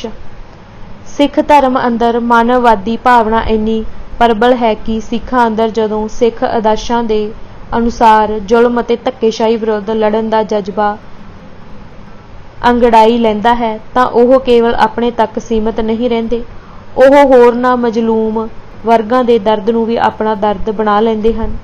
गुरु नानक साहिब ने जदों बाबर दे जुल्मां नूं वंगारिया सी तां उन्हां ने मुल्कां धर्मां अते वर्गां दीआं सौड़ियां वंडां तो उपर उठ के मानव जाति दे दर्द नूं जवान दित्ती सी। नौवें पातशाह ने औरंगजेब की धार्मिक तंगदिली अते कट्टड़पुणे दे सताए हिंदू ब्राह्मणां की औखी घड़ी विच बांह फड़न के जाबर हुक्मरान दा करोप सहेड़न तो झिझक नहीं प्रगटाई सी। उन्हां ने अपने विचारधारक विरोधी ब्राह्मण वर्ग की धार्मिक आज़ादी की रक्षा करन लई अपना सीस दे के सिखां नूं यह मूल मानववादी आदर्श दृढ़ा दिता सी कि जुल्म अते अन्याय विरुद्ध लड़न वेले अपने अते बगाने विचकार भेदभाव नहीं करना, एक दृष्ट कर समसर जाने। इस आदर्श विच ओत-पोत गुरु दे ਸਿੰਘਾਂ ने 18वीं सदी अंदर अपनियां जानां दी परवाह ना करदिआं सैकड़े मजलूम हिंदुआणियां नूं जालम अफगानियां धाड़वियां दे चुंगल तो मुक्त करा के पूरी इज्जत मान नाल घरों घरी पहुंचाया सी। बाबा निधान सिंह चुग्गा अते डॉक्टर मथुरा सिंह ने गदर पार्टी विच सरगर्म होण तो पहलां ही जदों वो रोजगार लई शंघाई रहिंदे सन, चीन दे अत्याचारी मंचू राज घराणे विरुद्ध चीनी जनता दी रोह भरी बगावत दी सरगर्म हिमायत कीती सी। हिंदू मत अनुसार परस्वार्थ अते परोपकार दी भावना दा अभाव होण करके हिंदू मिथिहास अते इतिहास अंदर अजिहियां उदाहरणां दुर्लभ हन। वर्ण वंड दा उपासक हिंदू मन अपने अते बगानियां नूं इक्को दृष्टि नाल देखण दा आदी नहीं है। ਇਹ ਅਸੀਂ ਅਤੇ ਉਹ ਦੀ ਭਾਸ਼ਾ ਵਿੱਚ ਸੋਚਦਾ ਅਤੇ ਅਮਲ ਕਰਦਾ ਹੈ। ਇਸ ਦੇ ਵਿਧਾਨ ਅੰਦਰ ਅਸੀਂ ਵਿੱਚ ਸ਼ਾਮਿਲ ਵਰਗ ਵੀ ਪੂਰਨ ਬਰਾਬਰ ਨਹੀਂ ਹੈ। ਇਹਨਾਂ ਦੇ ਦਰਜੇ ਉੱਚੇ ਨੀਵੇਂ ਨਿਸ਼ਚਿਤ ਕੀਤੇ ਜਾਂਦੇ ਹਨ। ਊਚ ਨੀਚ ਨਾ ਬਰਾਬਰੀ ਹਿੰਦੂ ਸਮਾਜ ਦਾ ਜ਼ਰੂਰੀ ਅਤੇ ਸਥਾਈ ਲੱਛਣ ਹੈ।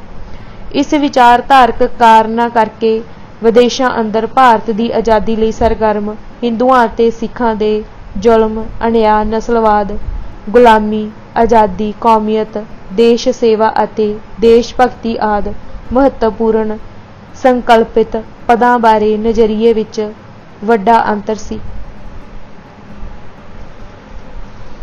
गदरी सिख संग्रामियां ने सिर्फ अपने सिख वर्ग की आज़ादी लई लड़न की सौड़ी दृष्टि अपनाउण दी बजाए भारत के सारे वर्गां दे लोकां दी आज़ादी का खुल दिला मनोरथ अते टीचा मिथ्या सी। बाबा सोहण सिंह भकना के शब्दों विच अमरीकन हिंदी सोच विचार करके आखिर विच इस सिट्टे ते पुजे कि साडियां सारियां बेपतियां अते खराबियां दी जड़ जे कोई है तां ओह अंग्रेजी गुलामी ही है। इस नतीजे पर पुजन मगरों अमरीकन हिंदियां ने बिना लिहाज किसी जात पात दे हिंदी कौम के तौर पर अपनी जथेबंदी की। सिखां दी इस फराख दिली अते पर स्वार्थ बिरती दे उल्ट हिंदू राष्ट्रवादियों की सोचनी स्वार्थ अते तंगदिली दे ग्रहण तो मुक्त नहीं सी। जिवें पिछे दूजे कांड विच दर्शाया गया है, मुढ़ले बंगाली हिंदू राष्ट्रवादियों ने भारत के मुसलमानों नूं असी विचों खारिज कर दिता सी। ਉਹਨਾਂ ਦੀ ਲਹਿਰ ਵਿੱਚ ਕੋਈ ਵੀ ਮੁਸਲਮਾਨ ਸ਼ਾਮਿਲ ਨਹੀਂ ਹੋਇਆ ਸੀ। ਹਿੰਦੂ ਜਦੋਂ ਸਿੱਖਾਂ ਨੂੰ ਅਸੀਂ ਵਿੱਚ ਸ਼ਾਮਿਲ ਕਰਦੇ ਹਨ ਤਾਂ ਉਹ ਉਹਨਾਂ ਨੂੰ ਬਰਾਬਰੀ ਦਾ ਰੁਤਬਾ ਨਹੀਂ ਦਿੰਦੇ। ਉਹ ਸਿੱਖਾਂ ਨੂੰ ਹਿੰਦੂ ਧਰਮ ਪਰਿਵਾਰ ਦਾ ਹੀ ਲਘੂ ਅੰਗ ਮੰਨ ਕੇ ਪ੍ਰਵਾਨ ਕਰਦੇ ਹਨ।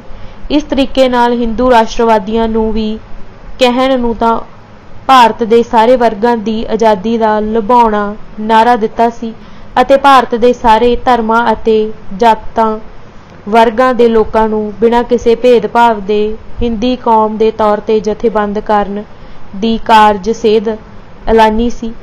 ਪਰ ਉਹਨਾਂ ਦੀ ਕਹਿਣੀ ਅਤੇ ਕਰਨੀ ਵਿੱਚ ਬਹੁਤ ਵੱਡਾ ਪਾੜਾ ਸੀ। ਉਹਨਾਂ ਦੀ ਕਲਪੀ ਹੋਈ ਹਿੰਦੀ ਕੌਮ ਵਿੱਚ ਸਾਰੇ ਬਰਾਬਰ ਨਹੀਂ ਸਨ।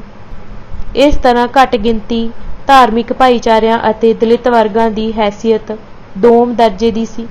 ਭਾਰਤ ਦੀ ਆਜ਼ਾਦੀ ਤੋਂ ਬਾਅਦ ਹਿੰਦੂ ਬ੍ਰਾਹਮਣਵਾਦੀਆਂ ਹਾਕਮਾਂ ਦੇ ਅਮਲ ਨੇ ਇਸ ਦੀ ਪੁਸ਼ਟੀ ਕਰ ਦਿੱਤੀ।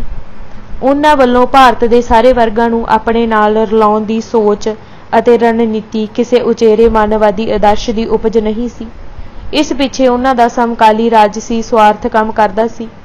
ਉਹ ਦੂਸਰੇ ਵਰਗਾਂ ਦੀ ਮਦਦ ਨਾਲ ਸੱਤਾ ਹਾਸਲ ਕਰਨੀ ਚਾਹੁੰਦੇ ਸਨ ਅਤੇ ਇਸ ਸੱਤਾ ਦੇ ਜ਼ਰੀਏ ਉਹਨਾਂ ਨੂੰ ਅਧੀਨ ਪੋਜੀਸ਼ਨ ਵਿੱਚ ਰੱਖਣ ਦੀ ਕਪਟਪੂਰਨ ਸੋਚ ਰੱਖਦੇ ਸਨ।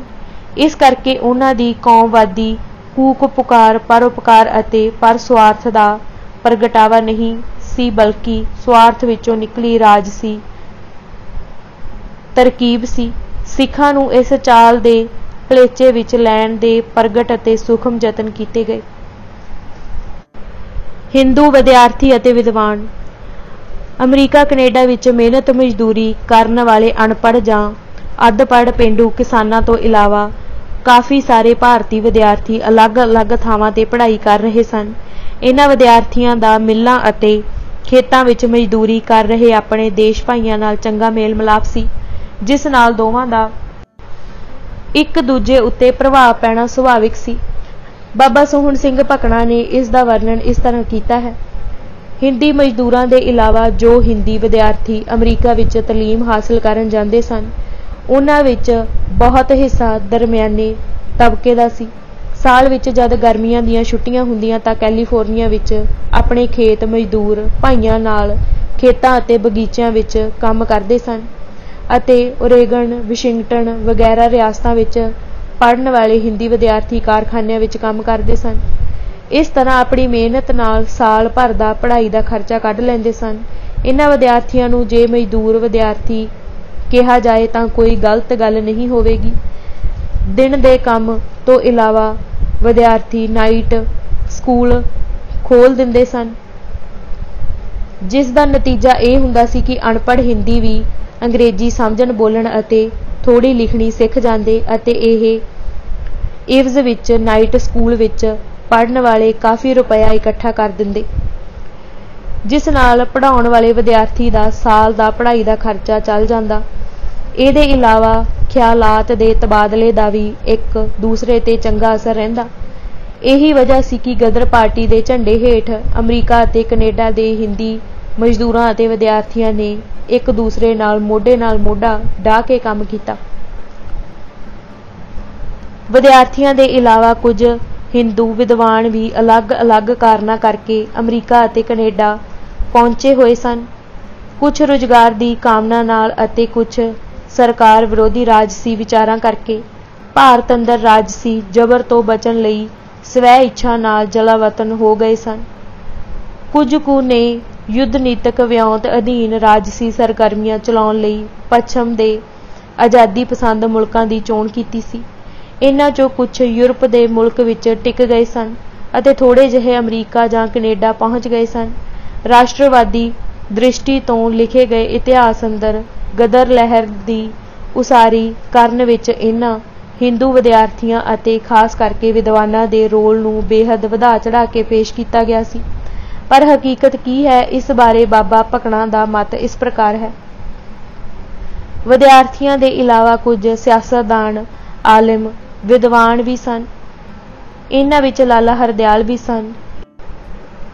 ਇਹ ਆਲਿਮ ਹਿੰਦੀ ਮਜ਼ਦੂਰਾਂ ਤੇ ਕੋਈ ਅੱਛਾ ਅਸਰ ਨਾ ਪਾ ਸਕੇ। ਕਦੀ-ਕਦੀ ਹਿੰਦੀਆਂ ਨੂੰ ਅਪੀਲ ਕਰਕੇ ਕੁਝ ਰੁਪਇਆ ਇਕੱਠਾ ਕਰਦੇ ਅਤੇ ਹਿੰਦੁਸਤਾਨ ਜ਼ਬਾਨ ਵਿੱਚ 2-4 परचे कढ लैंदे। गदर पार्टी की कायमी तो पहलां इन्हां आलिमां ने हिंदुस्तान की आज़ादी लई कोई ठोस कदम उठाया होवे यह कहना दुरुस्त नहीं। हिंदुस्तान की आज़ादी का मुकम्मल नारा देना अते अमली काम करना यह गदर पार्टी ने ही सब तो पहलां गैर मुल्कां विच रहण वाले हिंदियां नूं सिखाया।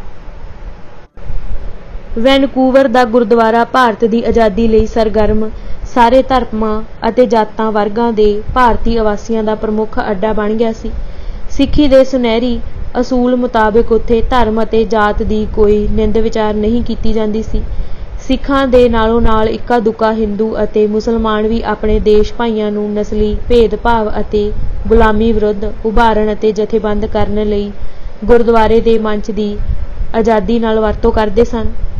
गुरु दत्त कुमार नां दे बुद्धिमान ने 1910 ईस्वी विच सुदेश सेवक दे नां हेठ मासिक पंजाबी परचा छापना आरंभ किया, जिस विच भारतीयों नूं गुलामी विरुद्ध जूझण की प्रेरणा दिती जाती सी। 1911 विच वैनकूवर विखे एक गुजराती देश भगत की अगवाई हेठ सारे भारतीयों की सांझी जथेबंदी यूनाइटेड इंडिया लीग बनाई गई।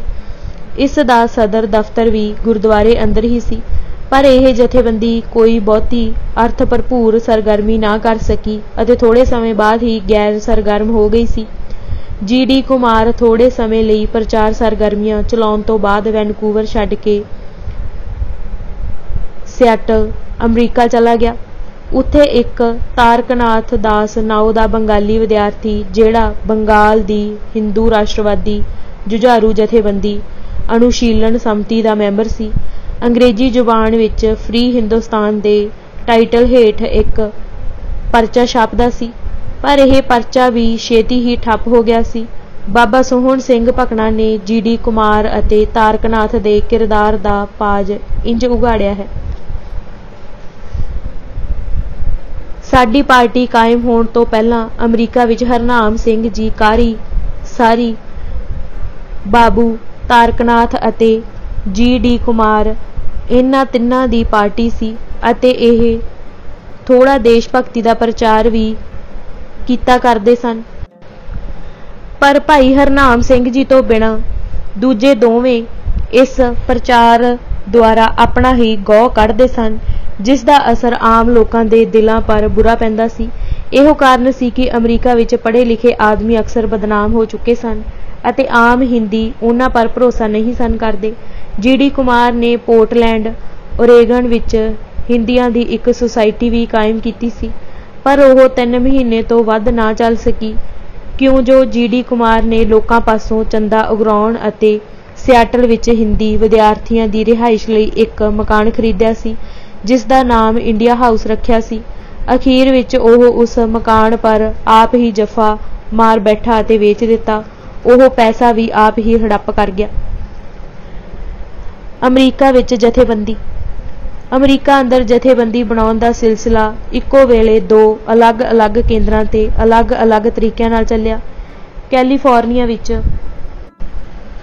ज़्यादातर भारती अवासी खेतां अते बागां विच काम करदे सन। ਇਹ लगभग सारे पंजाबी सिख किसान सन।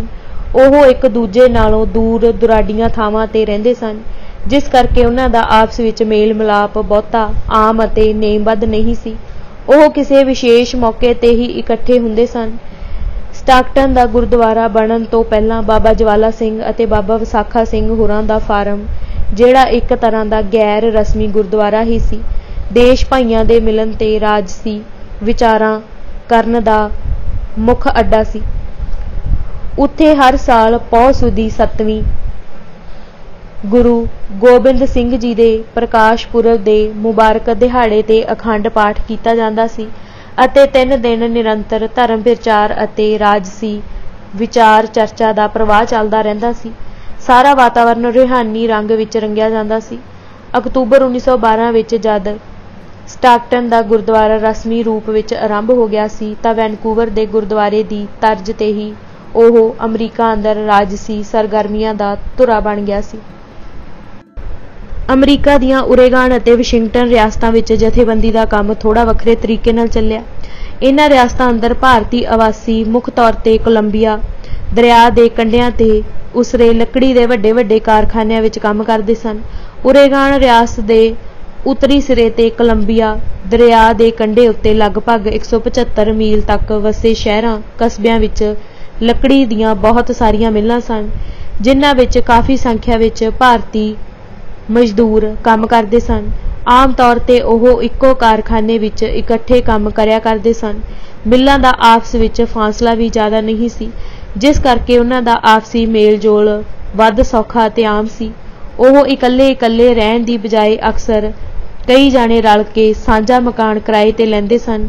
इक्को शहर अंदर उन्हां दियां रिहाइशां नेड़े नेड़े होण करके ओह आम ही हर ऐतवार नूं आपस ਵਿੱਚ इकट्ठे हो जांदे सन। कुछ शहर भी एक दूजे नालों बहुती दूरी ते नहीं सन, जिस करके अड अड शहरां ਵਿੱਚ रहण वाले देश भाइयां लई भी किसी विशेष मकसद लई इक्को जगह इकट्ठे होना ज़्यादा औखा नहीं सी। प्रोफैसर तेजा सिंह ਅਤੇ ਭਾਈ ਬਲਵੰਤ ਸਿੰਘ ਖੁਰਦਪੁਰ ਦੇ ਜਥੇ ਨੇ ਸਿਆਟਲ, ਪੋਰਟਲੈਂਡ, ਸੇਂਟ ਜੌਹਨ ਅਤੇ ਅਸਟੋਰੀਆ ਆਦਿ ਥਾਵਾਂ ਤੇ ਧਾਰਮਿਕ ਗੁਰਮਤ ਪ੍ਰਚਾਰ ਦੀ ਲਹਿਰ ਦੇ ਜ਼ਰੀਏ ਰਾਜਸੀ ਲਹਿਰ ਅਤੇ ਜਥੇਬੰਦੀ ਲਈ ਜ਼ਮੀਨ ਵਤਰ ਕਰ ਦਿੱਤੀ ਸੀ। ਹੁਣ ਸਿਰਫ ਬੀਜ ਬੀਜਣ ਦੀ ਲੋੜ ਸੀ। ਇਹ ਕਾਰਜ ਬਾਬਾ ਸੋਹਣ ਸਿੰਘ ਭਕਨਾ, ਭਾਈ ਕੇਸਰ ਸਿੰਘ ਠੱਠਗੜ੍ਹ ਅਤੇ ਭਾਈ ਕਾਂਸ਼ੀ ਰਾਮ ਮਲੌੜੀ ਆਦਿ ਨੇ ਰਲ ਕੇ ਨੇਪਰੇ ਚਾੜਿਆ। ਬਾਬਾ ਭਕਨਾ 19 ਦਿਨੀ ਓਰੇਗਾਨ ਰਿਆਸਤ ਵਿੱਚ ਮੋਨਾਰਕ ਮਿਲ ਤੋਂ ਬਾਅਦ ਲਿੰਟਨ ਮਿਲ ਵਿੱਚ ਕੰਮ ਕਰਦੇ ਸਨ। 1912 ਦੀਆਂ ਸਰਦੀਆਂ ਵਿੱਚ ਕ੍ਰਿਸਮਸ ਦੀਆਂ ਛੁੱਟੀਆਂ ਕਰਕੇ ਇਹ ਕਾਰਖਾਨਾ 1 ਮਹੀਨੇ ਲਈ ਬੰਦ ਹੋ ਗਿਆ ਸੀ। ਇਸ ਕਰਕੇ ਬਾਬਾ ਭਕਨਾ ਕੰਮ ਕਰਨ ਲਈ ਅਸਟੋਰੀਆ ਚਲੇ ਗਏ। ਉੱਥੇ ਉਹਨਾਂ ਨੂੰ ਉੱਥੋਂ ਦੀ ਪ੍ਰਸਿੱਧ ਹੈਮੰਡ ਮਿਲ ਵਿੱਚ ਕੰਮ ਮਿਲ ਗਿਆ, ਜਿਸ ਵਿੱਚ 2-250 ਦੇ ਕਰੀਬ ਭਾਰਤੀ ਕੰਮ ਕਰਦੇ ਸਨ। ਬਾਬਾ ਭਕਨਾ ਨੇ ਲਿਖਿਆ ਹੈ ਕਿ ਇਹਨਾਂ ਭਾਰਤੀਆਂ ਅੰਦਰ ਭਾਈ ਕੇਸਰ ਸਿੰਘ ਜੀ ਖਾਸ ਸਤਿਕਾਰਯੋਗ ਮੰਨੇ ਜਾਂਦੇ ਸਨ। ਸਾਰੇ ਹਿੰਦੀ ਉਹਨਾਂ ਦਾ ਆਦਰ ਕਰਦੇ ਸਨ ਅਤੇ ਉਹਨਾਂ ਪਰ ਭਰੋਸਾ ਕਰਦੇ ਸਨ। ਮੈਂ ਵੀ ਉਹਨਾਂ ਦੇ ਪਾਸ ਹੀ ਜਾ ਕੇ ਰਿਹਾ। ਭਾਵੇਂ ਬਾਬਾ ਭਕਨਾ ਨੇ ਤਾਂ ਆਪਣੀ ਲਿਖਤ ਅੰਦਰ ਇਸ ਦਾ ਜ਼ਿਕਰ ਨਹੀਂ ਕੀਤਾ, ਪਰ ਉਸ ਵੇਲੇ ਭਾਈ ਕਰਤਾਰ ਸਿੰਘ ਸਰਾਭਾ ਵੀ ਉੱਥੇ ਹੀ ਸੀ ਅਤੇ ਆਪਣੇ ਪਿੰਡ ਦੇ ਭਾਈਆਂ ਰੁਲੀਆ ਸਿੰਘ ਅਤੇ ਅਰਜਨ ਸਿੰਘ ਨਾਲ ਉਸੇ ਹੀ ਮਿਲ ਵਿੱਚ ਕੰਮ ਕਰਦਾ ਸੀ। ਪਿੱਛੇ ਚੌਥੇ ਕਾਂਡ ਵਿੱਚ ਜ਼ਿਕਰ ਕੀਤਾ ਜਾ ਚੁੱਕਾ ਹੈ ਕਿ ਬਾਬਾ ਜਵਾਲਾ ਸਿੰਘ ਅਤੇ ਭਾਈ ਨੰਦ ਸਿੰਘ ਜੀ ਸੀਰਾ ਵੈਨਕੂਵਰ ਨੂੰ ਜਾਂਦੇ ਹੋਏ ਰਸਤੇ ਵਿੱਚ ਭਾਈ ਸਰਾਭਾ ਅਤੇ ਉਸਦੇ ਸਾਥੀਆਂ ਕੋਲ ਹੀ ਠਹਿਰੇ ਸਨ। ਨੌਜਵਾਨ ਭਾਈ ਬੰਤਾ ਸਿੰਘ ਸੰਘਵਾਲ ਅਤੇ ਭਾਈ ਗਾਦਾ ਸਿੰਘ ਕੰਚਰਪਨ, ਜਿਨ੍ਹਾਂ ਨੇ ਪਿੱਛੋਂ ਜਾ ਕੇ ਗਦਰ ਪਾਰਟੀ ਅੰਦਰ ਬਹੁਤ ਹੀ ਮਹੱਤਵਪੂਰਨ ਰੋਲ ਨਿਭਾਇਆ ਅਤੇ ਅਖੀਰ ਵਿੱਚ ਪੂਰੀ ਆਣ ਅਤੇ ਸ਼ਾਨ ਨਾਲ ਸ਼ਹਾਦਤਾਂ ਦਿੱਤੀਆਂ, ਵੀ ਇੱਥੇ ਹੀ ਕੰਮ ਕਰਦੇ ਸਨ। ਭਾਈ ਕੇਸਰ ਸਿੰਘ ਅਤੇ ਬਾਬਾ ਜਵਾਲਾ ਸਿੰਘ ਪਹਿਲਾਂ ਹੀ ਇੱਕ ਦੂਸਰੇ ਤੋਂ ਵਾਕਿਫ ਸਨ। ਭਾਈ ਕੇਸਰ ਸਿੰਘ ਦੇ ਦਿਲ ਅੰਦਰ ਬਾਬਾ ਜੀ ਪ੍ਰਤੀ ਬੇਹੱਦ ਸਤਿਕਾਰ ਸੀ। ਜਦੋਂ ਬਾਬਾ ਜਵਾਲਾ ਸਿੰਘ ਉਹਨਾਂ ਨੂੰ ਮਿਲਣ ਲਈ ਉਸ ਕੋਲ ਗਏ ਤਾਂ ਉਸ ਨੇ ਉਹਨਾਂ ਦਾ ਸਨੇਹ ਭਰਿਆ ਸਵਾਗਤ ਕਰਦਿਆਂ ਇਹ ਸ਼ਬਦ ਬੋਲੇ ਸਨ, ਲਓ ਭਾਈ, ਅਸੀਂ ਜਿਨ੍ਹਾਂ ਦਾ ਨਾਂ ਲੈ ਕੇ ਲੋਕਾਂ ਨੂੰ ਦੇਸ਼ ਸੇਵਾ ਵੱਲ ਪ੍ਰੇਰਦੇ ਸਾਂ, ਅੱਜ ਸਾਨੂੰ ਸਾਡੇ ਘਰ ਹੀ ਆ ਮਿਲੇ ਹਨ। ਬਾਬਾ ਸੋਹਣ ਸਿੰਘ ਭਕਨਾ ਬਾਬਾ ਜਵਾਲਾ ਸਿੰਘ ਹੋਰਾਂ ਦੇ ਅਸਟੋਰੀਆ ਪਹੁੰਚਣ ਤੋਂ ਪਹਿਲਾਂ ਹੀ 1 ਮਹੀਨਾ ਪੂਰਾ ਕਰਕੇ ਪੋਰਟਲੈਂਡ ਪਰਤ ਗਏ ਸਨ ਅਤੇ ਉੱਥੇ ਫਿਰ ਹੀ ਲਿੰਟਨ ਮਿਲ ਵਿੱਚ ਕੰਮ ਕਰਨਾ ਸ਼ੁਰੂ ਕਰ ਦਿੱਤਾ ਸੀ। ਪਰ ਅਸਟੋਰੀਆ ਵਿੱਚ ਉਹਨਾਂ ਨੇ ਭਾਈ ਕੇਸਰ ਸਿੰਘ ਨਾਲ ਵਿਚਾਰਾਂ ਕਰਕੇ ਜਥੇਬੰਦੀ ਬਣਾਉਣ ਦੀ ਦਿਸ਼ਾ ਵਿੱਚ ਇਤਿਹਾਸਿਕ ਕਦਮ ਪੁੱਟ ਲਿਆ ਸੀ। ਬਾਬਾ ਜੀ ਨੇ ਲਿਖਿਆ ਹੈ, ਜਦੋਂ ਸਾਡੀ ਆਪੋ ਵਿੱਚ ਕੌਮੀ ਆਜ਼ਾਦੀ ਦੇ ਹਾਣ ਲਾਭ ਸੰਬੰਧੀ ਗੱਲਬਾਤ ਹੋਈ ਤਾਂ ਅਸੀਂ ਇਸ ਸਿੱਟੇ ਉੱਪਰ ਪਹੁੰਚੇ ਕਿ ਸਿਵਾਏ ਕੁਰਬਾਨੀ ਅਤੇ ਕਰ ਵਿਖਾਉਣ ਤੋਂ ਜਵਾਨੀ ਜਮ੍ਹਾਂ ਖਰਚ ਕਰਨ ਨਾਲ ਕਦੀ ਆਜ਼ਾਦੀ ਨਹੀਂ ਮਿਲ ਸਕਦੀ। ਇਸ ਲਈ ਜ਼ਰੂਰੀ ਹੈ ਕਿ ਹੋਰ ਸਾਰੇ ਝਗੜੇ ਛੱਡ ਕੇ ਹੁਣ ਕੌਮੀ ਜੰਗ ਛੇੜੀ ਜਾਵੇ ਅਤੇ ਅਮਰੀਕਾ ਵਿੱਚ ਹਿੰਦੀ ਦੇਸ਼ ਭਗਤਾਂ ਦੀ ਇੱਕ ਅਜਿਹੀ ਫੌਜ ਤਿਆਰ ਕੀਤੀ ਜਾਵੇ ਜੋ ਮਜ਼ਹਬੀ ਤਰੇੜਾਂ ਤੋਂ ਲਾਮੇ ਹੋਵੇ ਅਤੇ ਹਿੰਦੁਸਤਾਨੀ ਨਾਤੇ ਵਜੋਂ ਉਸ ਦਾ ਹਰ ਇੱਕ ਸਿਪਾਹੀ ਆਪਣੀ ਜਨਮ ਭੂਮੀ ਦੀ ਆਜ਼ਾਦੀ ਖਾਤਰ ਉਸ ਵਿੱਚ ਭਰਤੀ ਹੋਵੇ। ਜਿਚਰ ਹਿੰਦੁਸਤਾਨ ਵਿੱਚ ਅਸੀਂ ਆਪਣੀ ਕੌਮੀ ਆਜ਼ਾਦੀ ਕਾਇਮ ਨਹੀਂ ਕਰ ਲੈਂਦੇ, ਉਨਾ ਚਿਰ ਦੁਨੀਆ ਵਿੱਚ ਸਾਡੀ ਨਿਰਾਦਰੀ ਅਤੇ ਬੇਪਤੀ ਜ਼ਰੂਰ ਹੀ ਹੁੰਦੀ ਰਹੇਗੀ। ਆਖਰ ਅਸਾਂ ਦੋਹਾਂ ਇਹ ਨਿਸ਼ਚਿਤ ਕੀਤਾ ਕਿ ਐਤਵਾਰ ਵਾਲੇ ਦਿਨ ਇੱਕ ਆਮ ਇਕੱਠ ਕੀਤਾ ਜਾਵੇ ਅਤੇ ਇੱਕ ਸੁਸਾਇਟੀ ਇਸ ਆਦੇਸ਼ ਨੂੰ ਪੂਰਾ ਕਰਨ ਲਈ ਕਾਇਮ ਕੀਤੀ ਜਾਵੇ। ਮੁੱਕਦੀ ਗੱਲ ਐਤਵਾਰ ਨੂੰ ਹਿੰਦੀਆਂ ਦਾ ਇੱਕ ਆਮ ਦੀਵਾਨ ਕੀਤਾ ਗਿਆ, ਜਿਸ ਵਿੱਚ ਕੌਮੀ ਬੇਇੱਜ਼ਤੀ ਅਤੇ ਉਸ ਦੇ ਕਾਰਨਾਂ ਪਰ ਖੁੱਲ੍ਹੀ ਵਿਚਾਰ ਅਤੇ ਚਰਚਾ ਵਾਦ ਹੁੰਦੀ ਰਹੀ।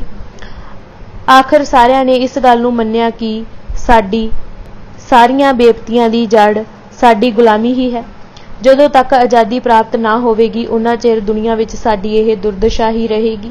ਉਪਰੰਤ ਇਹ ਰੋਗ ਦੇ ਇਲਾਜ ਦਾ ਸਵਾਲ ਪੇਸ਼ ਹੋਇਆ ਅਤੇ ਆਮ ਰਾਏ ਦੇ ਆਧਾਰ ਪਰ ਫੈਸਲਾ ਹੋਇਆ ਕਿ ਖਾਲਸ ਹਿੰਦੀਆਂ ਦੀ ਸਭਾ ਕਾਇਮ ਕੀਤੀ ਜਾਵੇ ਜੋ ਮਜ਼ਹਬੀ ਝਗੜੇ ਢਾਂਚੇ ਤੋਂ ਨਿਰਲੇਪ ਹੋਵੇ।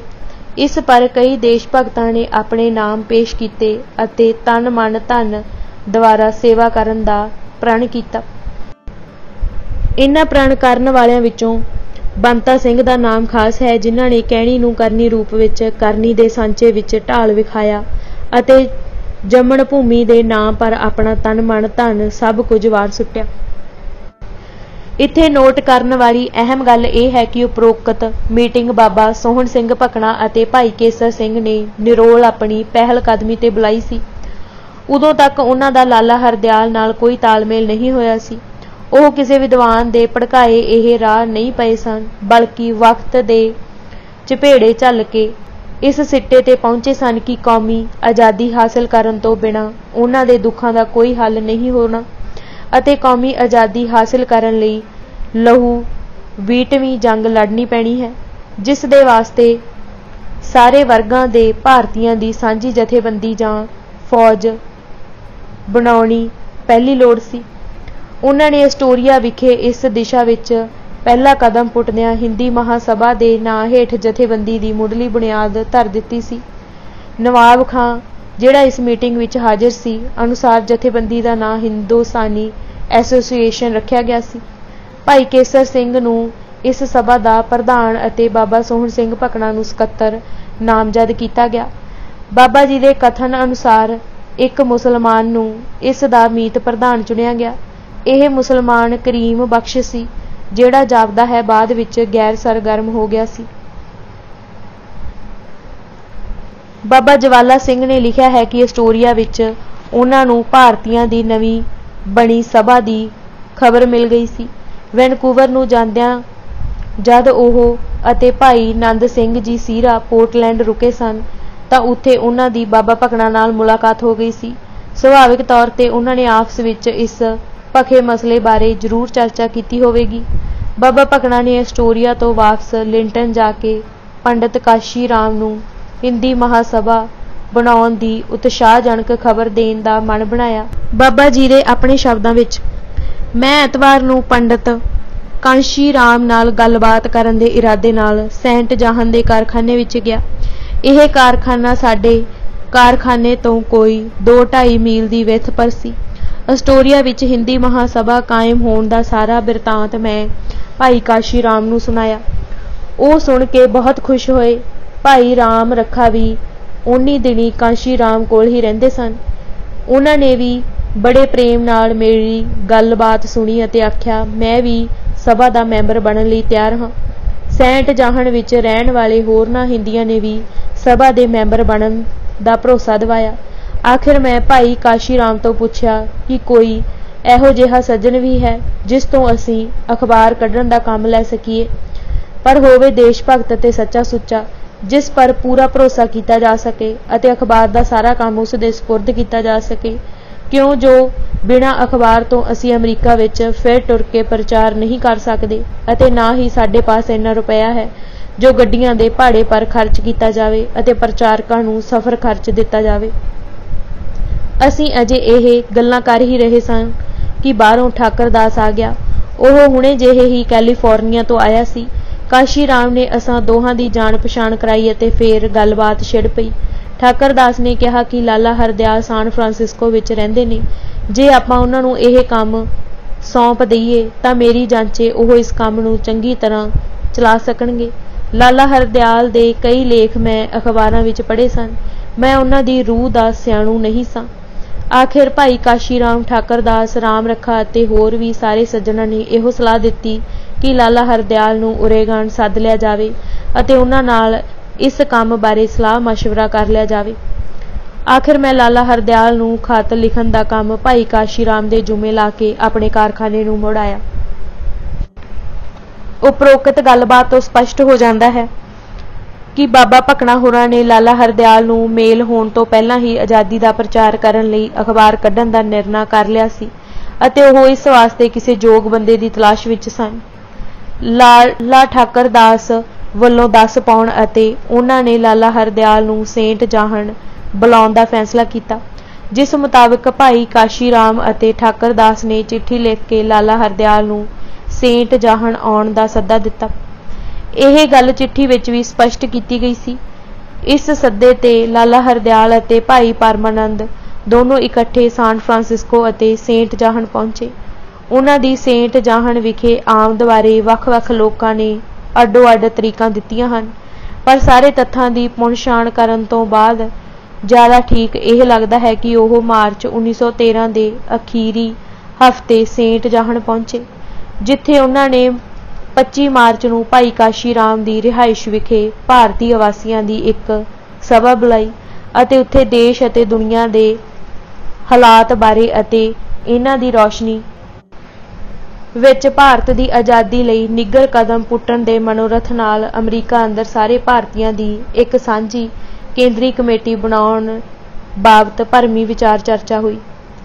ਇਸ ਚਰਚਾ ਦਾ ਘੇਰਾ ਹੋਰ ਵਿਸ਼ਾਲ ਕਰਨ ਦੇ ਮਨੋਰਥ ਨਾਲ ਅਗਲੇ ਦਿਨਾਂ ਅੰਦਰ ਕਰਮਵਾਰ ਪੋਰਟਲੈਂਡ, ਲਿੰਟਨ, ਬ੍ਰਾਈਡਲ ਵੀਲ ਅਤੇ ਵਿਨਾ ਵਿਖੇ ਵੀ ਅਜਿਹੀਆਂ ਮੀਟਿੰਗਾਂ ਕੀਤੀਆਂ ਗਈਆਂ ਸਨ।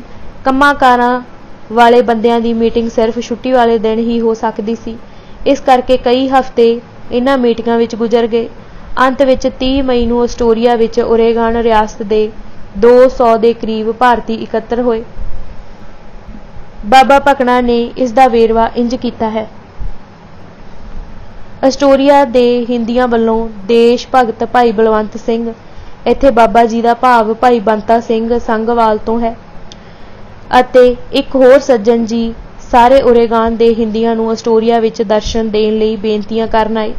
ਇਸ ਸੱਦਾ ਪੱਤਰ ਪਰ ਪੋਰਟਲੈਂਡ ਦੇ ਆਲੇ ਦੁਆਲੇ ਦੇ ਸਾਰੇ ਹਿੰਦੀ ਭਾਈ ਹਰਦयाल ਸਮੇਤ ਪੁੱਜੇ। ਅਸਟੋਰੀਆ ਵਾਲਿਆਂ ਨੇ ਬਾਹਰੋਂ ਆਏ ਭਰਾਵਾਂ ਦਾ ਆਦਰ ਭਾਅ ਅਤੇ ਚਾਉ ਨਾਲ ਸਵਾਗਤ ਕੀਤਾ। ਹੁਣ ਅਸਟੋਰੀਆ ਵਿੱਚ ਸਾਰੇ ਹਿੰਦੀ ਆਣ ਜੁੜੇ। ਲੈਕਚਰ ਆਦਿ ਹੋ ਚੁੱਕਣ ਮਗਰੋਂ ਆਮ ਰਾਏ ਦੇ ਆਧਾਰ ਪਰ ਇਹ ਫੈਸਲਾ ਹੋਇਆ ਕਿ ਨਵੇਂ ਸਿਰਿਓਂ ਫੇਰ ਨਵੀਂ ਚੋਣ ਕਰਕੇ ਇੱਕ ਬਕਾਇਦਾ ਸੁਸਾਇਟੀ ਕਾਇਮ ਕੀਤੀ ਜਾਵੇ, ਜਿਸ ਦਾ ਮੰਤਵ ਹਿੰਦੁਸਤਾਨ ਨੂੰ ਆਜ਼ਾਦ ਕਰਾਉਣਾ ਹੋਵੇ। ਇਸ ਉਦੇਸ਼ ਨੂੰ ਸਾਹਮਣੇ ਰੱਖ ਕੇ ਨਵੀਂ ਚੋਣ ਕੀਤੀ ਗਈ ਅਤੇ ਹਿੰਦੀ ਮਹਾਸਭਾ ਦੀ ਥਾਂ ਇਸ ਦਾ ਨਾਮ ਹਿੰਦੀ ਐਸੋਸੀਏਸ਼ਨ ਰੱਖਿਆ ਗਿਆ, ਮਗਰੋਂ ਜੋ ਗਦਰ ਪਾਰਟੀ ਕਰਕੇ ਮਸ਼ਹੂਰ ਹੋਈ। ਇਸ ਦੇ ਚੀਫ ਸੈਕਟਰੀ ਲਾਲਾ ਹਰਦयाल ਜੀ ਪ੍ਰਧਾਨ, ਮੈਂ ਅਤੇ ਮੀਤ ਪ੍ਰਧਾਨ, ਭਾਈ ਕੇਸਰ ਸਿੰਘ ਜੀ ਖਜ਼ਾਨਚੀ, ਭਾਈ ਕਾਸ਼ੀ ਰਾਮ ਜੀ ਥਾਪੇ ਗਏ। ਗਦਰ ਪਾਰਟੀ ਦਾ ਮੁੱਖ ਮੰਤਵ ਉਸਦੇ ਨਿਯਮ, ਉਪ ਨਿਯਮ ਅਤੇ ਪਾਰਟੀ ਦੇ ਮੈਂਬਰਾਂ ਦੇ ਫਰਜ਼ ਇੱਕ ਕਮੇਟੀ ਦੀ ਦੀਰਘ ਵਿਚਾਰ ਦੁਆਰਾ ਬਣਾਏ ਗਏ। ਖੁਫੀਆ ਕੰਮਾਂ ਲਈ ਉਚਿਤ ਫੈਸਲੇ ਲੈਣ ਵਾਸਤੇ ਇੱਕ 3 ਮੈਂਬਰੀ ਗੁਪਤ ਕਮਿਸ਼ਨ ਬਣਾਇਆ ਗਿਆ, ਜਿਸ ਵਿੱਚ ਪ੍ਰਧਾਨ, ਚੀਫ ਸੈਕਟਰੀ ਅਤੇ ਖਜ਼ਾਨਚੀ ਸ਼ਾਮਿਲ ਕੀਤੇ ਗਏ। ਹਥਿਆਰਬੰਦ ਜੰਗ ਨਾਲ ਜੁੜੇ ਹੋਏ ਅਤੀ ਖੁਫੀਆ ਮਾਮਲੇ ਇਸ ਗੁਪਤ ਕਮਿਸ਼ਨ ਅੰਦਰ ਹੀ ਵਿਚਾਰੇ ਜਾਂਦੇ ਸਨ। ਭਾਈ ਕਰਤਾਰ ਸਿੰਘ ਸਰਾਭਾ ਜਨਵਰੀ ਵਿੱਚ ਪੜ੍ਹਾਈ ਆਰੰਭ ਕਰਨ ਦੇ ਇਰਾਦੇ ਨਾਲ ਅਸਟੋਰੀਆ ਤੋਂ ਬਰਕਲੀ ਚਲਾ ਗਿਆ ਸੀ, ਜਿਸ ਕਰਕੇ ਉਹ ਇਸ ਮੀਟਿੰਗ ਵਿੱਚ ਸ਼ਾਮਿਲ ਨਹੀਂ ਹੋ ਸਕਿਆ ਸੀ। ਅਸਟੋਰੀਆ ਅਤੇ ਭਾਈ ਬੰਤਾ ਸਿੰਘ ਜੀ ਸੰਘਵਾਲ, ਭਾਈ ਗਾਦਾ ਸਿੰਘ, ਮੁਨਸ਼ੀ ਰਾਮ ਅਤੇ ਭਾਈ ਰੁਲੀਆ ਸਿੰਘ ਸਰਾਭਾ, ਬ੍ਰਾਈਡਲ ਵੀਲ ਤੋਂ ਭਾਈ ਹਰਨਾਮ ਸਿੰਘ, ਕੋਟਲਾ ਨੌਧ ਸਿੰਘ, ਪੋਰਟਲੈਂਡ ਤੋਂ ਮਾਸਟਰ ਊਧਮ ਸਿੰਘ ਕਸੇਲ ਅਤੇ ਸੇਂਟ ਜਾਹਨ ਤੋਂ ਭਾਈ ਕਾਸ਼ੀ ਰਾਮ ਅਤੇ ਭਾਈ ਰਾਮ ਰੱਖਾ ਆਦਿ ਪ੍ਰਮੁੱਖ ਵਿਅਕਤੀ ਇਸ ਮੀਟਿੰਗ ਵਿੱਚ ਹਾਜ਼ਰ ਸਨ।